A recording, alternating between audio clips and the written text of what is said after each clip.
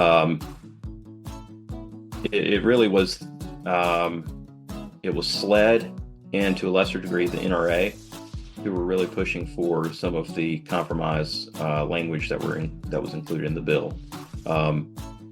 And I'm getting this secondhand at this point because I was no longer in the State House in 2023. But my understanding is that certain senators, and for instance, SLED, state law enforcement, said they would no longer oppose the bill. They had opposed the bill in the past over open carry, but since we already had open carry, they said we won't oppose the bill as long as you strengthen penalties for certain gun-related crimes and include that in the bill. Well, the problem is the language mirrored federal ATF,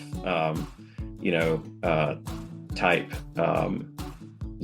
penalties. So egregious, punishment definitely doesn't fit the crime, that kind of stuff. So you never should lose your gun rights for misdemeanor. You never should be charged with a felony for something that shouldn't rise to the level of a felony. And our state law enforcement absolutely should not be involved in enforcing federal gun laws that probably shouldn't even be there to begin with.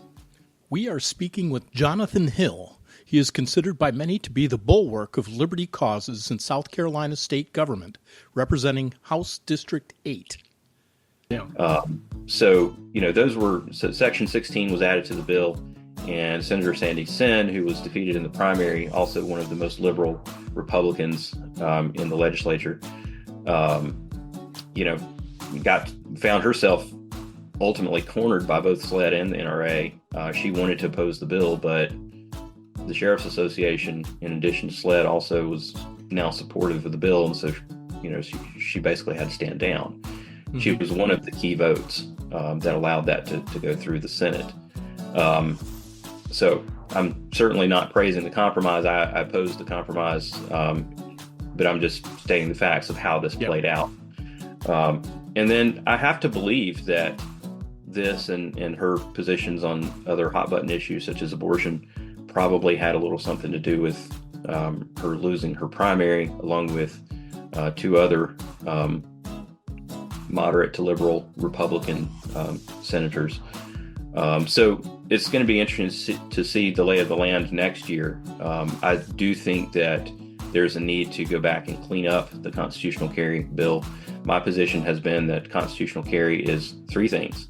It is the ability to carry with or without a permit any weapon that you legally own, and to do so without having state permission, and to do so openly or concealed, your choice.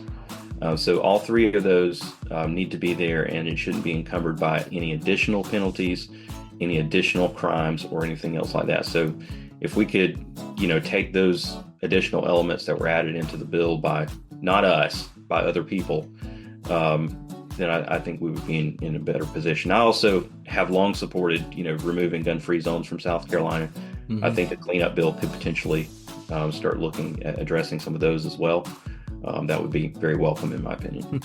Johnathan and Amanda live in Townville, South Carolina. Born in Anderson, South Carolina, Johnathan spent his growing up years in the rural upstate town of Donalds.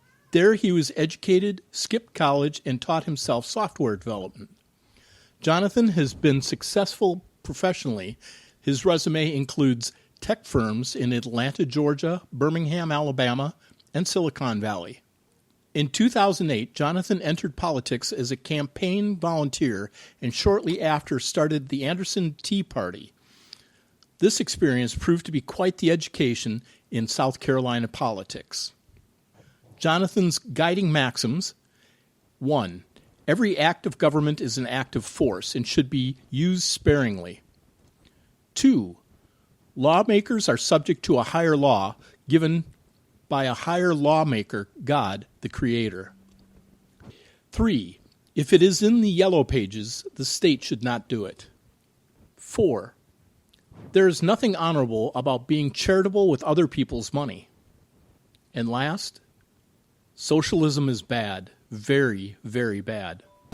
I will preface what I'm going to say here with the fact that, we're lucky to have Sheriff Chad McBride here in Anderson, and I have yet to hear the first complaint about the way he does his job. Things have dramatically improved in terms of crime and so forth. And we have a lot of issues with our solicitor, but we've got a new person coming in to that office, so hopefully that end of things will improve as well in the future. But during my time in office, the State Sheriff's Association, which is a lobby organization, and the State Law Enforcement Division were just a pain in the butt on so many issues that are near and dear to my heart. So constitutional carry, medical cannabis might have helped your friend, I don't know. The issue of civil asset forfeiture, where cops, especially up in my area, the sheriff of Spartanburg is, one of the most notorious people in South Carolina for, as I would put it, policing for profit. Ultimately, finding any reason to pull someone over, finding cash, on hand, and maybe other stuff too that the cops believe are contraband or connected to a crime, and just taking it all, and then you have to go to court and prove that it wasn't connected with a crime, or you'll never see your property back. And they use that to fund their war on drugs. That's exactly why they do it. If you didn't have the war on drugs, if you took that away, 95% of all civil asset forfeitures would go away. Yeah. And I have no problem with criminal asset forfeiture. If you've done a crime, you certainly are not entitled to keep the proceeds of that crime. But they opposed us on that. One of your former representatives, Alan Clemens, came the closest of anyone of getting something done on that, only to turn around and compromise himself only 2 weeks later and unpass a bill. I had never in my life seen that done, for a bill to pass on second reading and then get unpassed before third reading. It blows my mind. So they actually went and reconsidered the second reading vote and erased it. And then Clemens brought forward an amendment that gutted the bill, and he did so, after having supposedly cut some kind of deal with Representative Tommy Pope, who was a former solicitor from York County. And of course, that killed the bill, and we've never had another opportunity to address that issue. And then here's another issue that hasn't yet been brought up and addressed in South Carolina that needs to be, and this is very unpopular with Republicans, let me tell you, but it needs to be dealt with, and that is the issue of qualified immunity. Yeah. You deal with qualified immunity, that kind of crap that you just described in your story, a lot of that goes away. Yeah. If cops know that they're not above the law and they will be held accountable to the same law that they're there to enforce, they're going to think twice about lying to people. They're going to think twice about, being less than circumspect in how they do what they do. And they do a needed job. Don't get me wrong. I'm not, advocating for defunding the police or anything like that. I'm just saying the law is the law. And whether it's a politician, whether it's a citizen, whether it's a cop, or even a judge, no one should be above the law. If you enjoyed this special feature with Johnathan Hill, then explore more by visiting votehill.com or subscribe to his Substack. Read his bad bill sheet at substack.com/Rep Johnathan Hill.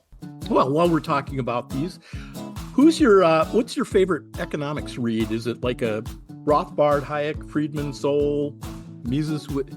I would say Henry Hazlitt's Economics, okay. One Easy Lesson, and it truly is one easy lesson. The first chapter is the one easy lesson, and all the other chapters are examples that build out on that. Yeah. And show how it applies to different situations. We hope you enjoyed this Liberty Crack Radio special feature. If you want to learn more, visit libertycrackmedia.com.